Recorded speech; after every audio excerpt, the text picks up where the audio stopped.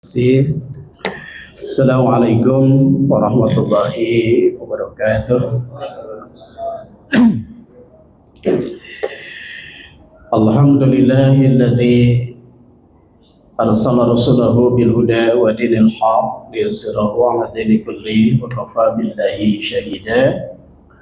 Asyhadu an la ilaha illallah wahdahu la syarika lah wa asyhadu anna Muhammadan abduhu wa rasuluhu alladzi la nabiyya ba'dah. Alhamdulillah, segala puji bagi Allah Subhanahu wa taala dan semoga salawat serta salam senantiasa tercurah kepada Nabi Muhammad sallallahu alaihi wasallam, pada keluarganya, para sahabatnya dan umatnya sampai hari kemudian. Tema utama kita adalah membahas kitab Al-Mawsu'ah di akhir zaman, tapi mohon maaf saya tidak ngopi langsung gitu ya. Jadi saya merangkum. So, kalau di kopi kayaknya agak per poinnya itu agak susah untuk membahas per lembar. Jadi oleh karena itu saya buat rangkumannya saja. Tetapi dalam hal ini masih muqaddimah. Jadi kita belum masuk ke kajian Al-Mawsu'ah fi akhir zaman, itu belum. Jadi nanti kalau sudah kita masuk kajian sampai kepada generasi para rasul, terus sampai kepada Nabi Muhammad SAW, itu baru di situ kita membahas masuk ke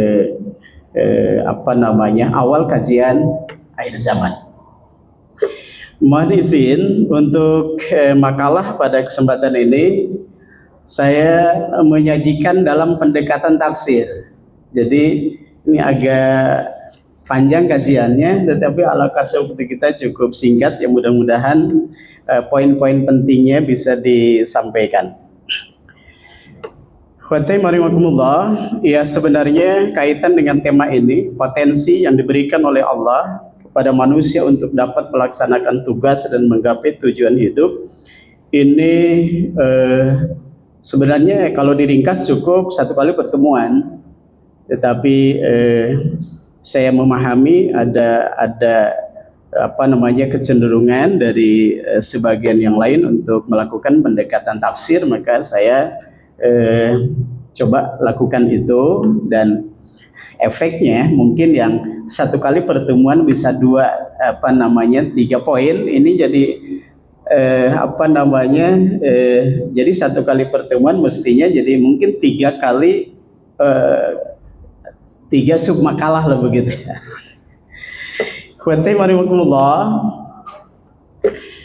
Dalam kerangka manusia dapat menjalankan tugas hidup, jadi Allah memberikan potensi. Potensi yang pertama kita bahas pada kesempatan ini adalah potensi jasadiyah. Jadi ternyata jasad ini diciptakan oleh Allah Subhanahu wa taala, konsep dasarnya untuk dapat manusia melaksanakan tugas hidup dan menggapai tujuan hidup. Apa tugas hidup, atau dalam ungkapan yang lain wadhifatul hayah, ibadah. Lalu ghayatul hayah, tujuan hidup, ridha Allah. Jadi organ tubuh yang diciptakan oleh Allah Subhanahu wa taala seindah ini, sesempurna ini, konsep dasarnya ternyata agar manusia dapat melaksanakan tugas hidup dan menggapai tujuan hidup. Oke. Dari banyak ayat yang mengungkap tentang hal itu, saya kutip surah An-Nahl ayat yang ke-78. Kata Allah Subhanahu wa taala, "Wallahu akhrajakum min butuni ummahatikum la ta'lamuna syai'a." Jadi setelah kemarin kita bahas tentang proses penciptaan Nabi Adam dari tanah, maka anak cucu Adam diciptakan oleh Allah Subhanahu wa taala, pengembangbiakannya melalui proses kelahiran. Maka kata Allah, wallahu, dan Allah, akhrajakum, mengeluarkanmu. Khitabnya al-insan, manusia, ibnu Adam, seluruh anak cucu Adam. Min butuni ummahatikum, dari butun, dari secara lafziah dari perut ibumu, la ta'lamuna syai'a. Setiap bayi yang dilahirkan dari perut seorang ibu itu la ta'lamuna syai'a, dalam keadaan tidak mengerti, tidak memahami tentang suatu apapun. Terkecuali nanti kita bicara ada bayi-bayi ajaib seperti Nabi Isa alaihissalam, ya, bisa menjelaskan tentang apa yang ditanyakan oleh kaumnya pada saat itu karena ibundanya dituduh melakukan sesuatu, lalu dapat bicara yang pada saat itu belum musimnya. Pada umumnya bayi itu bicara, Nabi Isa alaihissalam diantaranya. Itu masuk kepada alamat nubuwah, ya. Tetapi bayi pada umumnya la ta'lamun syai'a. Ini masuk bayi ajaib. Enggak. Oke, lanjut. Wa ja'ala lakumus sam'a wal absara wal afidah. Allah Subhanahu wa taala mengungkap beberapa poin dari jasad manusia ini, yang ini merupakan hal-hal yang sangat penting, bukan yang lainnya tidak penting. Nanti khawatir saya ditanya yang lainnya nggak penting. Enggak, ini sangat penting. Apa itu as-sam'a? Telinga yang dapat mendengar. Wal absar, mata yang dapat melihat. Wal afidah. Ketika diungkap di dalam Al-Quran afidah, itu korelasinya antara qalb dengan akal. Korelasi antara qalb dengan akal itu diungkap dengan istilah afidah. Dan insya Allah nanti kita akan bahas perdalam dalam kajian yang kedua, ketika Allah memberikan potensi ruhiyah. Nah, ini nanti penekanannya dalam kajian ruhiyah nanti. Jiwa, ya. Jadi ada potensi jasadiah, potensi jiwa, dan potensi yang lainnya. La'allakum tashkurun, kata Allah, Allah melahirkan manusia, terlahir ke muka bumi ini, diberikan potensi jasadiah, yang utamanya bisa mendengar, bisa melihat, bisa afidah, bisa merenung, bisa berpikir, bisa merasa. La'allakum tashkurun, agar manusia mensyukurinya. Kalau kita lakukan pendekatan kajian tafsir, kita hubungkan dengan surah Al-Insan. Makna syukur adalah kata Allah Subhanahu wa taala, inna hadainahu sabila imma syakira wa imma kafura. Maka syakira, Al-Imam Ibnu Katsir mentafsirkan dalam dalam surah itu imma syakira, maksudnya di antara mereka ada yang beriman, di antara mereka ada yang pandai beribadah, wa imma kafura, di antara mereka juga ada yang kufur. Maka la'alakum tashkurun, bila dihubungkan penafsirannya dengan surah Al-Insan, agar mereka beribadah. Kaitan dengan salat misalnya, dalam konteks yang lain disebut dengan syukur. Maka ketika disebut dengan syukur kaitan dengan salat, dalam hal ini juga erat kaitannya dengan makna ibadah. Oke, kita lanjut. Ikhwati maniwakumullah, kita rujuk kepada kitab Safwah At-Tafasir yang disusun oleh Imam Ali As-Sabuni. Penafsiran dari ayat wallahu akhrajakum min butuni ummahatikum la ta'lamuna syai'a ila akhirih, ay akhrajakum min arhamil ummahati la ta'rifuna syai'a asla.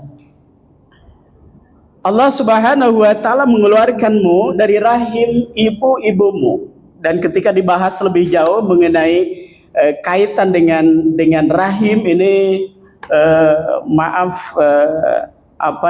masuk kepada hal-hal yang termasuk di dalamnya merupakan kunci kesuksesan manusia. Nanti ada kaitannya dengan rahim, atau kemudian ungkapan yang lain silaturahim atau silaturahmi.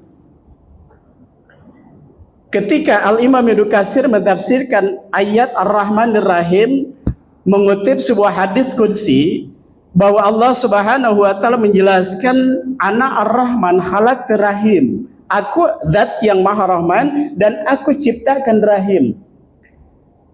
Wasaqtu laha isman min ismi, dan aku tetapkan nama itu dari namaku. Jadi bahasa Arabnya bukan rahim tapi rahim.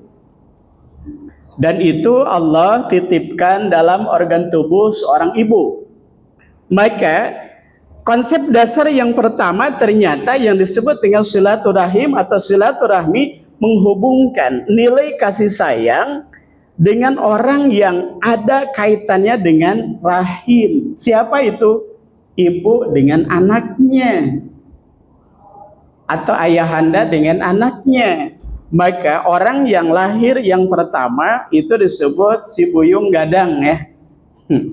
Sulung. Yang kedua si buyung tengah. Yang tengah itu yang terakhir si buyung kete. Maka membangun silaturahmi konsep dasar yang pertama ternyata bagaimana membangun hubungan antara kakak dengan adik, adik dengan kakak, anak dengan orang tuanya, orang tua dengan anaknya. Maka siapa yang memutuskan hubungan silaturahim, hubungan kasih sayang anak dengan orang tuanya, Allah akan memberikan malapetaka besar, musibah dunia dan musibah akhirat. Nanti kita bahas dalam kajian yang lain itu ya. La ta'rifuna syai'a asla, dalam keadaan konsep dasarnya tidak dapat mengetahui sesuatu apapun. Wa ja'ala lakumul hawasya allati biha tasma'un wa tubsirun wa taqilun litashkuruhu ala ni'amihi wa nahmaduhu ala alaih. Agar ketika mereka diberikan pendengaran bisa mendengar, ketika mereka diberikan penglihatan bisa melihat, dan juga diberikan afidah bisa menggunakan akal, litashkuruhu, agar mensyukurinya kepada Allah Subhanahu wa taala ala ni'amih, tentang segala nikmat itu. Jadi kaitan dengan bahasan kita nikmat jasadiah dulu. Wa nahmadu, dan memuji Allah Subhanahu wa taala atas segalanya itu. Jadi pendengaran, penglihatan, akal, fungsi awalnya dikerucutkan dalam kerangka untuk mensyukurinya, beribadah kepada Allah Subhanahu wa taala. Oke, kita lanjut. Dipercepat aja ya, Pak Budi, karena ini saya rujuk kepada kitab tafsir Ibnu Katsir. Al-Imam Ibnu Katsir ketika mentafsirkan ayat ini mengutip sebuah hadis Rasulullah SAW yang diriwayatkan oleh Imam Al-Bukhari bersumber dari Abu Hurairah. Qala Rasulullah SAW, Rasulullah SAW bersabda, Innallaha qal, sungguhnya Allah Ta'ala berfirman, Man 'ada li waliyan faqad adantuhu bil harbi. Siapa yang menjadikan terhadap waliku musuh, yang memusuhi waliku, maka kata Allah Subhanahu wa taala, aku izinkan dengan dia atau telah mengizinkannya untuk berperang dengannya. Jadi seakan-akan siapa yang memusuhi wali Allah adalah orang yang memproklamirkan perang dengan Allah Subhanahu wa taala. Dan Allah memproklamirkan perang dengan orang itu. Artinya Allah sangat tidak suka. Lalu wa ma taqraba ilayya 'abdi bi syai'in ahabba ilayya mimma taradtu alaihi. Kata Allah Subhanahu wa taala, tidaklah seorang hamba yang melakukan sesuatu yang mendekatkan diri kepadaku yang aku cintai daripada apa yang aku fardukan kepadanya. Artinya apa? Dalam kerangka melaksanakan tugas hidup dan mendekatkan diri kepada Allah sehingga menggapai cintanya merupakan tujuan hidup, itu kata Allah hanya dengan perbuatan yang difardukan oleh Allah Subhanahu wa taala, atau dalam konteks yang lain yang disyariatkan oleh Allah taala. Oleh karena itu tidak bisa melakukan sesuatu dalam kerangka mendekatkan diri kepada Allah sehingga menggapai cintanya dengan hal-hal yang tidak disyariatkan oleh Allah, nggak bisa. Lalu wa ma yazalu 'abdi yataqarrabu ilayya bin nawafil hatta ahibbahu.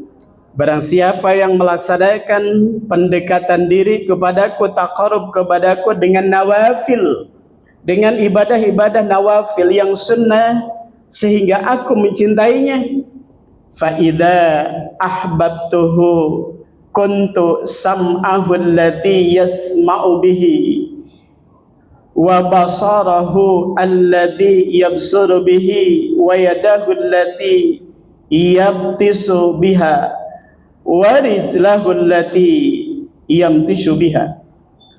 Kata Allah Subhanahu wa taala, apabila seorang hamba dengan mendekatkan diri kepadaku dengan ibadah, dengan yang sunnah, maka aku mencintainya. Kelak akulah sesungguhnya pendengarannya yang dia dapat mendengar, akulah penglihatannya yang dia dapat melihat, dan aku tangannya yang dapat dia memegang atau memukul, dan akulah tangannya kakinya yang dengannya dia dapat berjalan. Jadi dalam hadis qudsi Allah Subhanahu wa taala menjelaskan, diilustrasikan apabila seorang hamba menggunakan potensi yang Allah berikan kepadanya sehingga Allah mencintainya, kata Allah, akulah pendengarannya sehingga ia dapat mendengar, akulah penglihatannya sehingga dia dapat melihat, akulah tangannya sehingga dia dapat memegang atau memukul, akulah kakinya sehingga ia dapat berjalan. Wa in saltani la'utiyannahu, apabila dia telah aku cintai lalu dia memohon, aku akan penuhi permohonannya, aku akan memberinya. Lalu wala in ista'adani la'u'idannahu, apabila dia memohon pertolongan kepadaku maka aku akan menolongnya.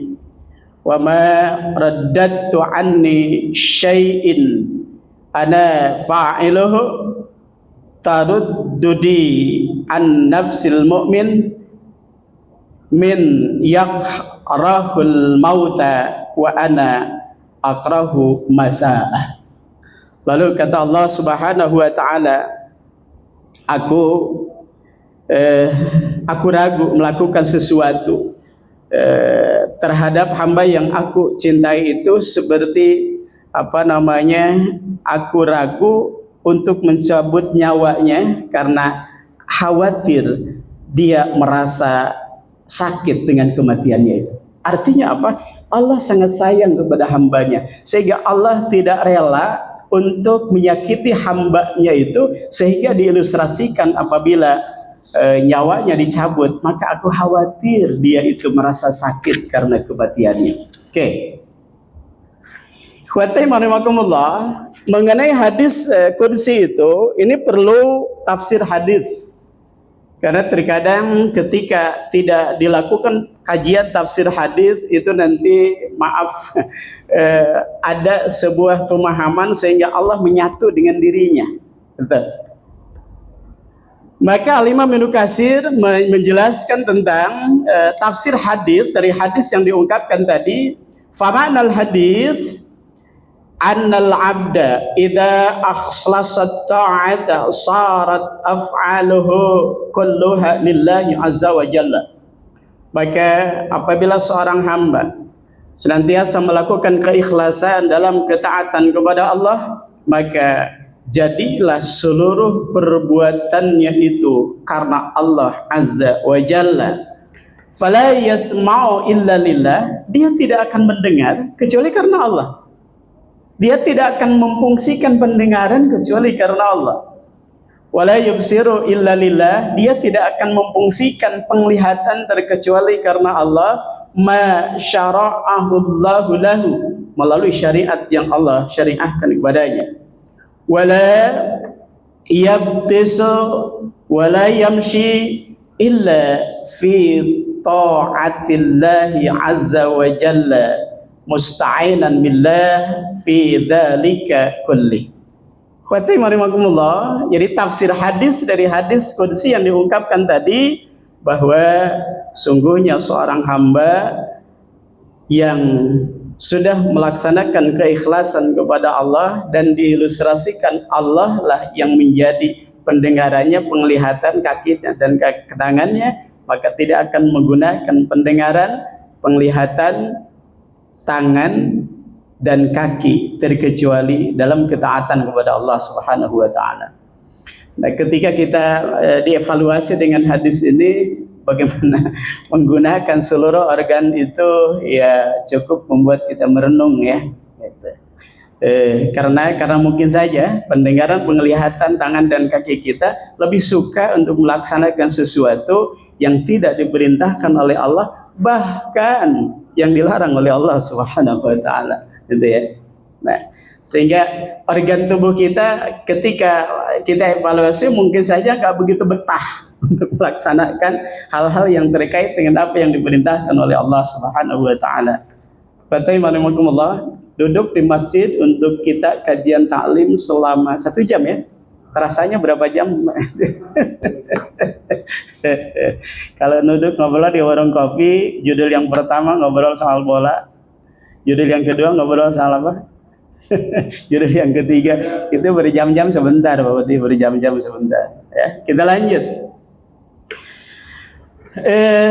Walihada jaa fi ba'd riwayatil hadis, dan kemudian ada hadis yang lain dalam suatu riwayat fi ghairi sahih, tetapi hadis ini tidak sahih.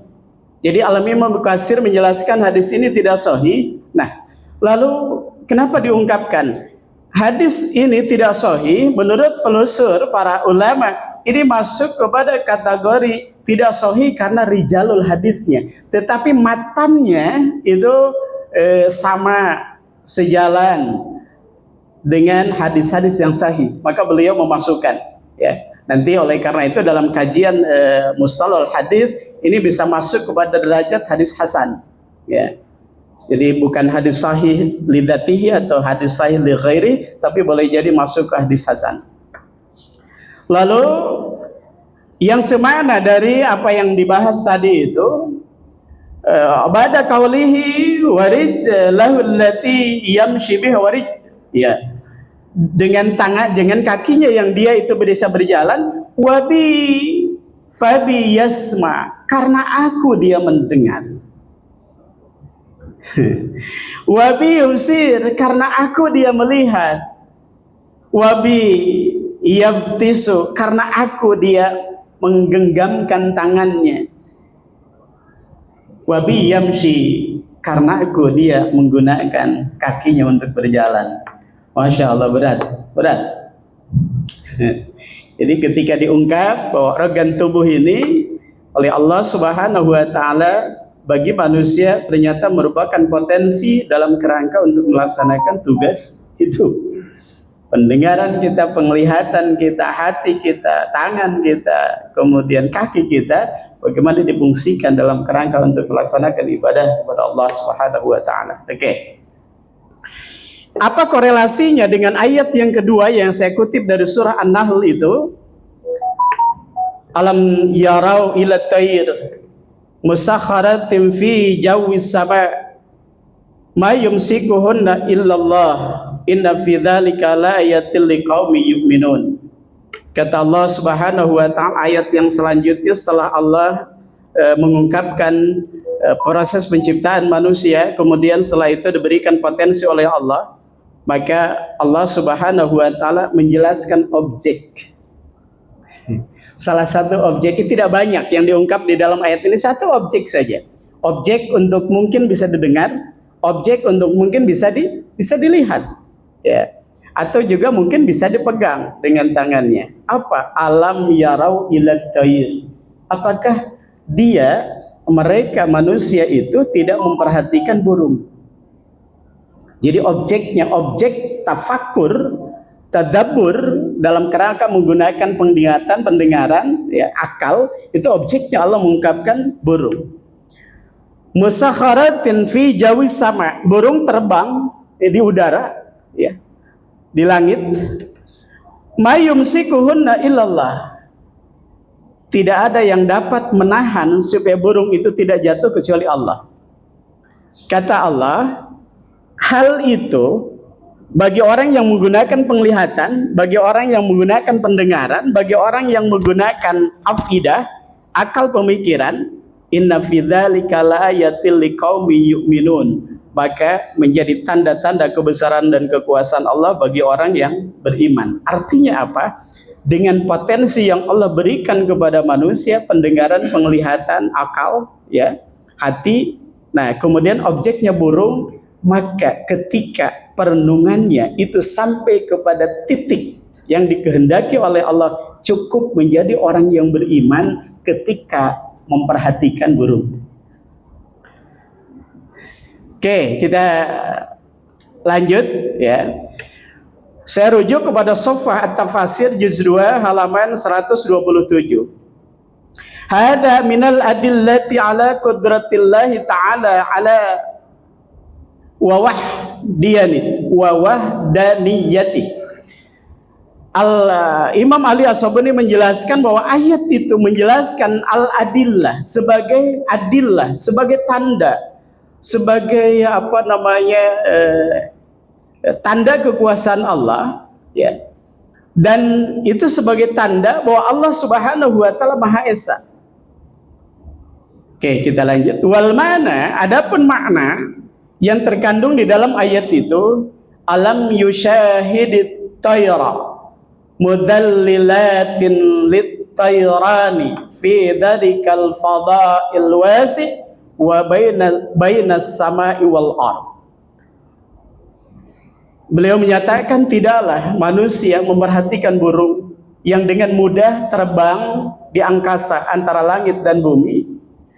Lalu mayumsikuhunna anis saqat, tidak ada yang dapat menahannya dari kejatuhan burung itu.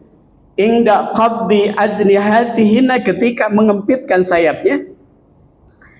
Kemudian wabasatiha, dan ketika ada yang membaca basatiha, ada yang membaca bastiha, ketika mengembangkan sayapnya, illa huwa subhanahu wa ta'ala, kecuali Allah Subhanahu wa ta'ala.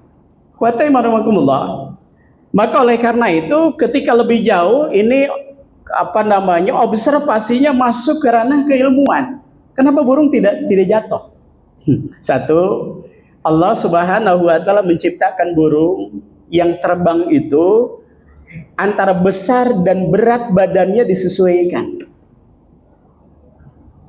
Ya, berat badan, ya, panjang, pendek, dan berat badannya disesuaikan. Kemudian yang kedua, sayapnya, ekornya akan disesuaikan dengan kehendak Allah Subhanahu wa taala, sehingga para ahli menjelaskan demikian ilmiah. Sayap bisa mengembang sehingga ketika mengibaskan begitu bisa melaju. Kenapa dikibaskan bisa melaju? Kenapa? Karena ada udara. Ketika mengibaskan begini, hampa udara nggak bisa. Artinya apa? Allah menciptakan udara. Itu juga merupakan bagian dari alam di mana disesuaikan dengan kemampuan burung itu mengepakkan sayapnya. Lalu yang berikut, fungsi ekor. Fungsi ekor ternyata untuk mengembangkan keseimbangan. Bagaimana miring ke kiri, bagaimana miring ke kanan, itu ada di kendali ekor. Dan beliau sudah meneliti berapa banyak bulu yang ada di sayap burung. Kalau burung Garuda ada 17. Lalu bulu ekornya ada 8. Bulu dadanya ada 45, udah hafal.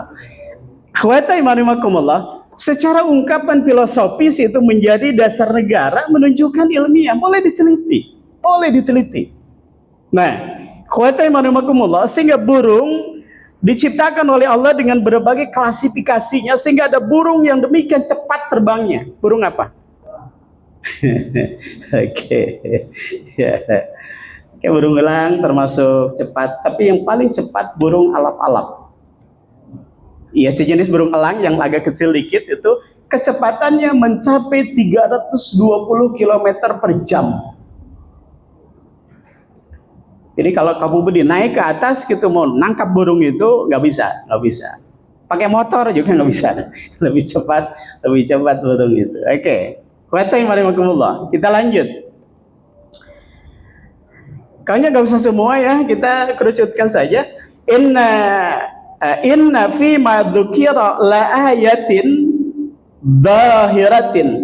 Sungguhnya yang disebutkan oleh Allah tadi menyangkut masalah burung, tanda kekuasaan Allah yang jelas, wa alamatin bahirah, dan demikian tanda-tanda Allah yang demikian mentakjubkan. Dalam bahasa ahli ilmu demikian ilmiah, demikian ilmiah.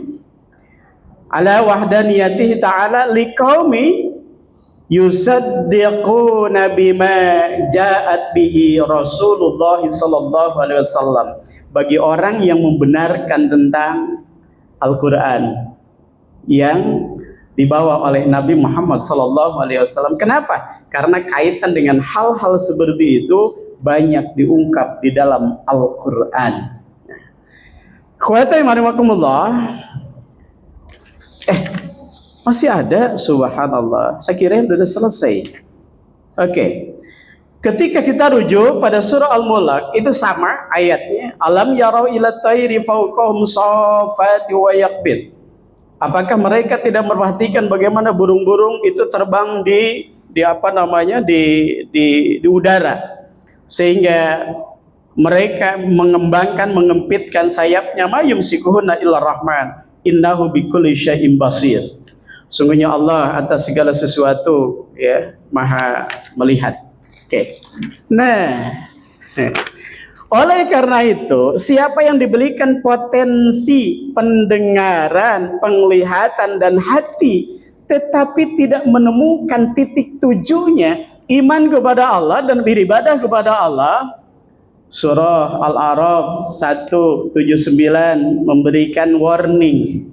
Walaqad dara'na li jahannama katsiran minal jinni wal insi.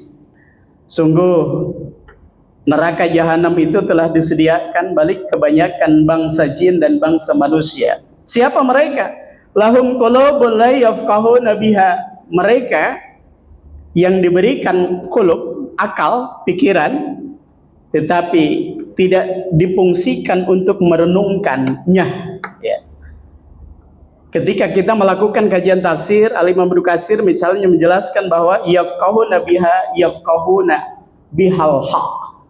Jadi hatinya, pikirannya tidak dapat menemukan kebenaran Al-Quran, kebenaran agama Allah.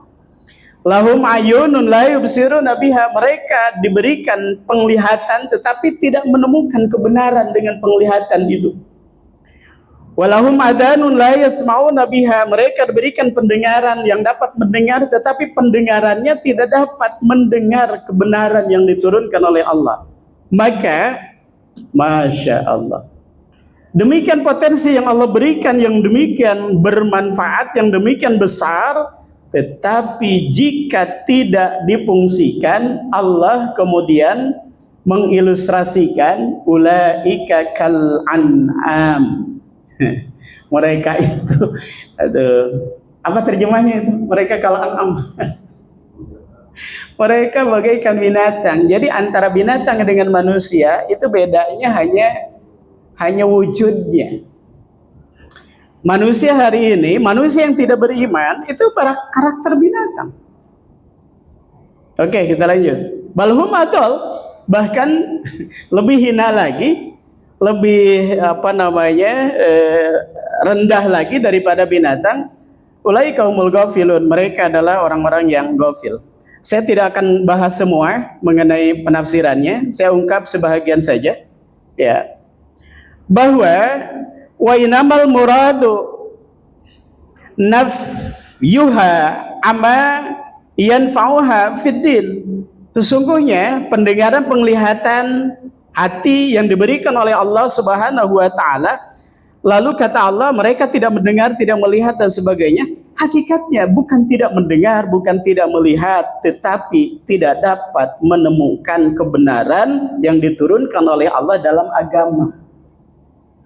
Jadi ketika pendengaran, penglihatan dan hatinya tidak menemukan kebenaran agama, kata Allah itu buta, itu tuli, bahkan itu dalam konteks yang lain la yaqilun, tidak berakal, tidak punya akal.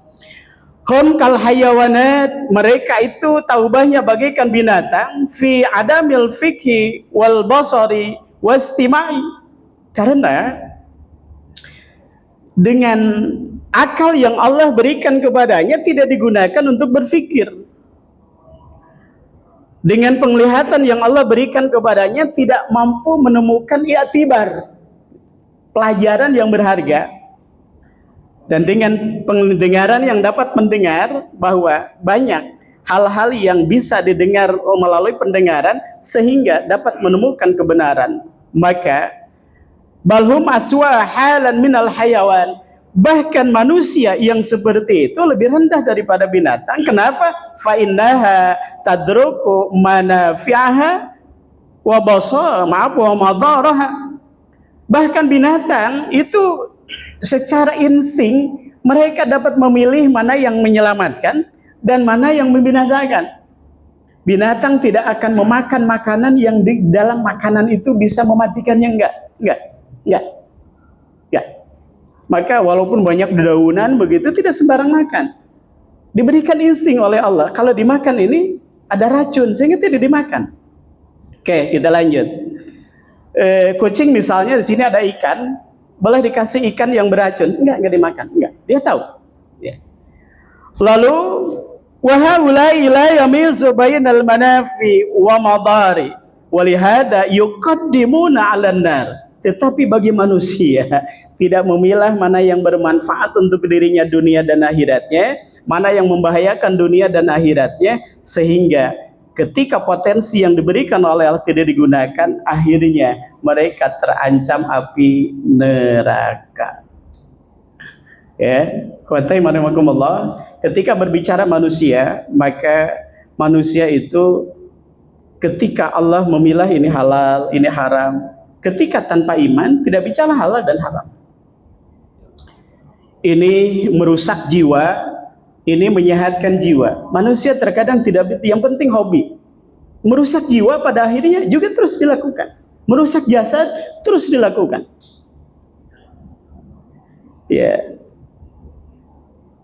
Sebagaimana tadi binatang ketika memakan sesuatu memabukkan, dia enggak. Tapi manusia justru yang memabukkan itu ditanam di produk. Supaya apa? Supaya manusia mabuk gitu. Nah, binatang nggak mau mabuk gitu. Manusia justru mabuk itu menjadi hobi gitu ya. Ya. Khawatir marimakumullah. Jadi itu satu poin yang kita bahas pada kesempatan ini. Jadi masih mukadimah tentang asrar sa'a, fenomena akhir zaman, karena ini konsep dasarnya dari sini, gitu. Baru nanti akan terkuak, karena ketika kita masuk nanti, ketika proses kiamat, proses hisab ini masuk ke ini, persoalan ini. Nanti akan ditanya pendengaran, akan ditanya penglihatan, akan ditanya usia dan sebagainya. Ya. Nah itu konsep dasarnya, oleh karena itu dari ini. Kuatain marimakumullah, monggo barangkali ada, masih ada, habis. Ya, kalau ada barangkali silahkan, kalau ada. Ya. Kalau ada yang mau ditanyakan kaitan dengan bahasan kita dalam kesempatan ini, monggo barangkali. Ya. Nanti yang akan kita bahas adalah potensi jiwa dan potensi ruh. Itu beda. Potensi jiwa dan potensi ruh itu diberikan oleh Allah buat kita. Penekanannya beda, tetapi ala kullah itu adalah potensi. Nah, jadi oleh karena itu kalau tidak melakukan pendekatan kajian tafsir cukup satu kali pertemuan. Ya, cukup satu kali pertemuan. Itu, tapi karena saya memahami ada yang berkeinginan melakukan pendekatan tafsir, jadi saya sajikan bagaimana menurut para ahli tafsir, Imam Ali As-Sabuni, Ibnu Katsir. Kenapa tidak diungkap menurut Imam Tobari? Kenapa tidak diungkap dengan imam-imam yang lain? Itu kajiannya jadi beda nanti. Jadi kajiannya perbandingan ilmu tafsir jadinya. Jadi bukan kajian asratus sa'ah, bukan. Tapi jadi kerja perbandingan, ya, perbandingan kajian tafsir. Seperti ada kaitan dengan perbandingan madzhab, ya, perbandingan para madhab. Itu dalam konteks keilmuan penting. Tetapi tentu saja mengkerucut kepada konsentrasi yang kita bahas ini apa? Oleh karena itu ketika merasa cukup rujuk ke Al-Imam Ibnu Katsir atau Imam Ali As-Sabuni, udah cukup, tidak harus ditambah lagi dengan rujukan